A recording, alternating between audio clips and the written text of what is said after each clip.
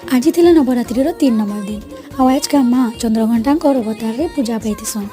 माँ चंद्रघंटा फेवरेट होचे गुरस वाला प्रसाद। से लगे आम आज का गुरस वाला प्रसाद बनामु बोली रेडी करथिलु।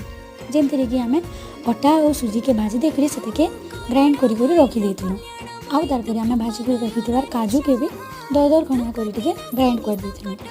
तार आम गोटे पैन रे चीनी के ब्राउन कलर करवार जब भाजी थी भाजी हो सारापर आम से गुरस के ऐड कर मिसई कहीं कि मतलब मीठा के ब्राउन कलर आनबार तापर यहाँ हो सारापर आम से पाउडर के ऐड कर देथिलु। काजू के भी मिसई देथिलु।